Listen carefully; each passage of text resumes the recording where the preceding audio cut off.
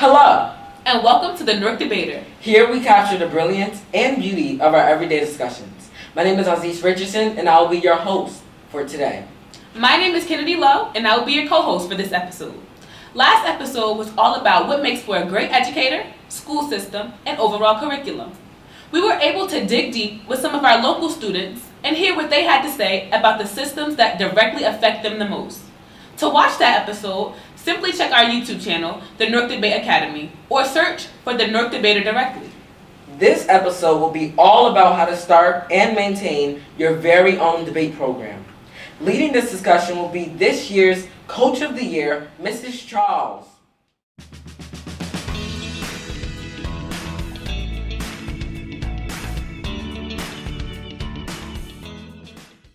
Not only is Mrs. Charles an award-winning coach and educator, but she has been able to maintain a reputation of not only being able to grow a team from one child to 30 and beyond, and also instill a sense of true dedication to the point of coaching champions time after time.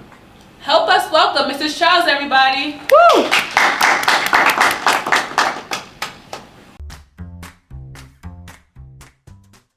Hello, and welcome to What's Hot on the Block. My name is Taylor Vermont, and I will be your news anchor for today. Our first order of business is of the following. Company Nightscope releases security robots as personal complement for use in parking lots, offices, and malls. Those areas where guards refuse to patrol. Nightscope's robots have been deployed under dangerous bridges in San Francisco, crime-ridden public parking lots, and homeless encampments. One Nightscope client in Southern California managed to bring break-ins to a halt. The company's secret sauce is sensors, says Stacy Steffens, a former police officer who co-founded the company. The robots pack infrared sensors for capturing sharp images in darkness and onboard wireless for network device identification of smartphones down to IP address. Hank Paulson, former United States Treasury Secretary, warns of dangerous long-term impact from China trade war. In a sit-down interview with Bloomberg, he says, China has enough economic impact to influence the world because of mass potential. Also, that the trade war benefits absolutely no one because of the economic waste stemming from tariffs. Looking further into trade relations, U.S. looks to tariff $200 billion in Chinese products, ranging from burglar alarms to certain fish stock. The administration said the new levies are a new response to China's decision to retaliate against the first round of U.S. tariffs. The United States complains that China uses predatory practices in a push to challenge American technological dominance. Chinese tactics says that the administration includes outright cyber theft and forces U.S. companies to hand over technology in exchange for access to these Chinese markets. Thanks for listening, and now back to our show. Thank you so much for taking your time to be with us today. You're welcome. Thank you. You're very welcome. I feel like I would like to begin with, where are you originally from? I'm originally from Antigua, which is a small island in the Caribbean. We like to pride ourselves in bragging that we have 365 beaches, one for every day of the year. How long have you worked for Newark Public Schools? Roughly 15 years. What made you decide to start at NPS? I was a Catholic school teacher, and I had a friend who worked in the public school system, and they needed someone for ELA, which is my forte. So I went, and I was hired on the spot. And of course, additional money doesn't hurt. Same. How long have have you been working with NDA? I've been with NDA for about 10 years now. Yes. As a coach, what do you think has been your most rewarding experience, and how about as a teacher? Okay, so I'll take those individually. First of all, as a coach, one of my most rewarding experiences was when I had a student who became she was in my homeroom, and then she was one of my debaters. She was always very shy and reclusive, but then once she got into debate, she just changed. It's like a switch was just turned on, and she became very, very extroverted. She would relish every opportunity to speak. And her mother even told me that she saw such a great difference in her daughter. Her mother could never thank me enough for, the change that she saw in her daughter. Now, as a teacher, it's very similar experiences. Just overall, whenever I see a student who has not been doing so well, and they have that epiphany, and they start learning, that's what it's all about. Teachers don't go into teaching because of money, really. I did do a little joke about money before, but we don't get rich. We go into it because we love the students. Yeah, I feel like progression is very key for us to. Great. But Ms. Shaw, just to go back to debate, what do you think is the most important thing when starting a new debate program? Okay, so the most important thing is, as you advertise your new program, you want to get students who are curious. There's an old saying that curiosity killed the cat, but in this case, it won't kill it'll do the opposite, because you really have to be curious, and in order to you want to find out about what debate is all about, and that's what makes a good debater, because you have to ask a lot of questions. As well as you need to start a new program, you need a debater, a debate coach who is caring and willing to teach the students as well as challenge them to stretch themselves. So have you ever had a student that was a know-it-all? More than once. Yeah, more than once. But then you sort of, the old folks like to talk about giving someone rope to hang themselves. So you usually let them run with that, and then eventually they find out, hey, I don't know as much as I think I know. Yeah. So, extending off of that question as a debate coach, what do you think were some of your biggest fears starting out? And how did you overcome those fears? My biggest fears, when I started out first, I actually, I didn't, as I said to you before, I was born in Antigua. Yeah. And so when I came to New Jersey, I really had not done debate. I did what is called public speaking. So it was similar, but I didn't do policy debate. So starting out as a debate coach, I was wondering, will I be able to be an effective coach? But history has shown that once I got into it, everything went well. I've had many winning teams, and my debaters actually made it to the finals last year and became within a few points of winning the overall championship. It was a David and Goliath type of thing, but. So, what would be one piece of advice that you would give to other debate coaches, especially considering the fact that you come from a foreign country? Well, I would say don't let anything stop you. It's all about the students, it's not about you. Explore their strengths and help them to find their voice in debate. Because you know what, every debater is different. I see it all the time, every practice that I have, and I relish it. That's basically what I would say. Just believe in your debaters and take it from there. What do you think makes for a good debate?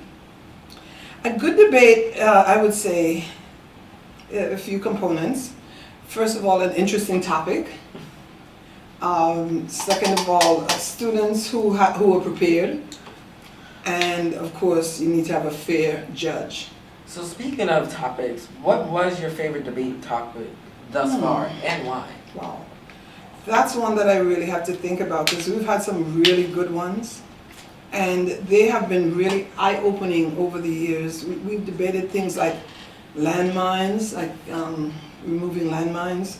We talked about things like giving direct aid to HIV sufferers in sub-Saharan Africa. But you know what? I think our current debate topic might just trump it all, because it's something that's relevant to all the debaters. I was looking around my room the other day when I had a full house of debaters, and just about everyone was either an immigrant or the child of an immigrant. So this immigration topic is really, really relevant, and I anticipate a lot of fireworks this time around. It's going to be interesting. So speaking to debaters or people that are interested in debate, what are some good recruitment strategies that you use or good methods that you use in order to bring them into the activity of debate? Okay, well, I think the best strategy of all would be to have one of my debaters speak to other students. I think that's the best strategy, and letting them know what debate has done for them, how debate has helped them in their life. I think that would be the best strategy. Another strategy, what I use, whenever I go to talk to a class of students, of prospective debaters, I usually tell them about how it can help them with their ELA scores, how debate is a higher form of ELA, and it really does help to improve their achievement academically, and what child doesn't want to improve academically? So I'm guessing that the answer to the question, do you think debate is fundamental? I think definitely. Debate, to me, debate is the topic that drives everything else. It's the subject that drives everything. I want you to stop for just a second and think about it. Every subject area that you can think of, there's some element of debate in it. And even if you're doing math, you have to be able to debate why your answer is right and why this particular way of getting it correct is a good way. So every subject, debate drives everything. So you would say that debate as a whole affects the whole education in schools, teachers and students? I would go as far as to say that it was a debater who wrote those Common Core standards. Debate is everything. Debate is fundamental. Debate is the nucleus. Debate is just about, center of everything. The center, yeah. So speaking from your experience, what would you say is the hardest part about being a debate coach? The hardest part, I don't know if I would call it hard, but sometimes it's a little discouraging when you think that someone is really serious about debate and you put a lot of effort into them, into training them, and then you hear, oh, I'm going to quit debate. Or sometimes they don't even bother to come to you personally. They send a message with a friend. Oh, so-and-so says she's going to quit debate. That is very, very discouraging to a coach. Well, another question that I have for you is about you being an educator. What do you think makes for good characteristics of an educator in general? Okay. First of all, you have to love children. If you don't love children, you better not. There's no educator who's going to make it in life just for the money. Like I said before, we're not in it to get rich. You really have to love children. And there's a saying that you either have it or you don't. And I'll be honest, I'm just keeping it real.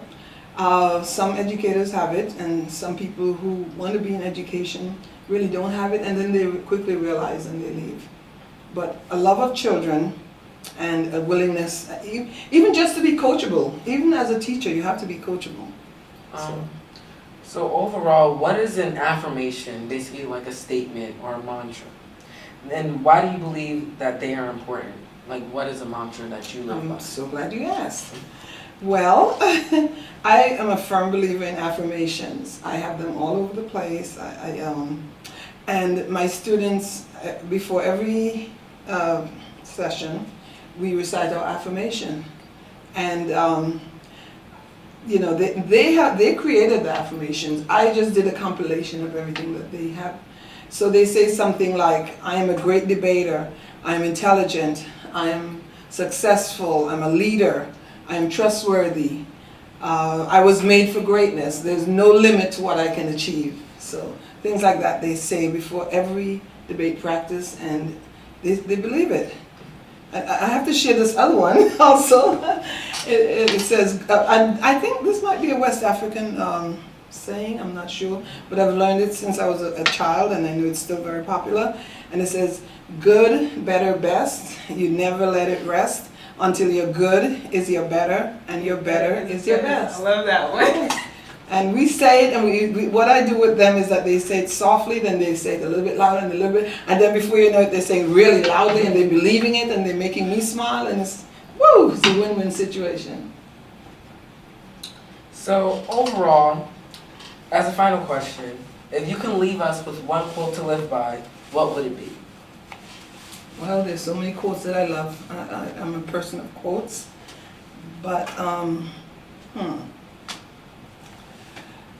I would leave you with this one. The measure of a person's true character is the way he or she behaves when he or she thinks that no one is looking.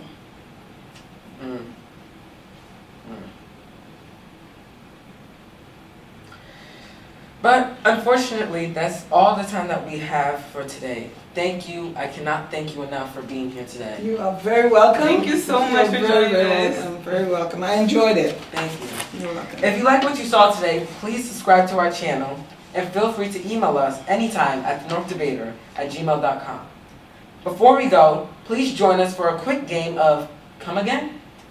Welcome to our debate game for this episode. Come again? This is a game of word choice and rephrasing things that public figures say that probably should have been said differently. Although we respect everyone's opinions here at the North Debater, we cannot ignore the importance of precise language and politically correct word choice. Are you ready to begin? Yes. Okay, this is our first quote. They are taking our jobs. Well, I would like to respond to that by saying that I've actually heard this once. Being an immigrant, I heard someone say that. I don't know if they were trying to hurt my feelings or what, but they were saying that you immigrants always come here and get the best jobs, but I don't think that that's fair because immigrants are hard workers. Yeah, maybe they should have said something like, we gotta do better at getting more jobs or something like that. Yeah, just be more hardworking. It's not necessarily just about like they, like And taking. as if like they're not a part of you. Like, Yeah. I feel like the word they implies like separation. Oh, yes, it's like an us versus them Yes. type of thing. Yes. So Great. The second quote is, you don't know what you're talking about. Someone is quite judgmental in this one. There is a better way of saying this. Or maybe I disagree Yeah, or something like, like a kinder you way. may have misinterpreted it. Or, like there's like you don't know what you're talking about. It seems very Yeah. rude, rash. Or maybe you misunderstood what we really meant to Yeah. say. Yeah. Maybe they could have said something like that instead of you Ask don't know for what you're talking clarification about. and not just be Mhm. abrupt with that Yes. person. The third quote is, they're all against us. I think that's going back to what you said about like the division thing. Yeah, like the there Us implies versus like a them. separation, like an Yes. us versus them. Yeah. That's right. It kind of goes back to the whole like the first one. They are taking our jobs. The separation just doesn't. The language is not correct. I agree, because at the end of the day, we're all more alike than we're different. And so the us and them thing just it should not be tolerated.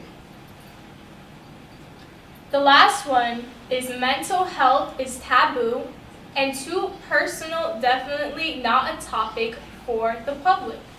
I feel like when we make topics like mental health taboo and not necessarily talked about, I feel like it doesn't.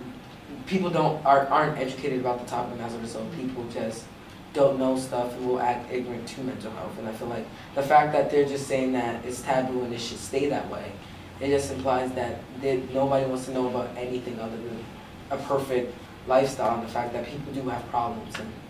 And then the people suffering from it, they get the Exactly. short end of the stick. That's exactly what I was going to say, that the people who are suffering from mental health will not get the help that they need. If we want to help others, we have to discuss it.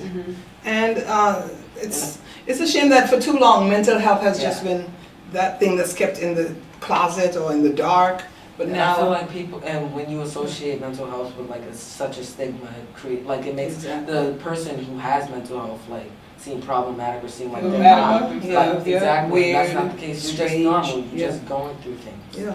Mhm. Thank you for correcting the language of these public figures. That's all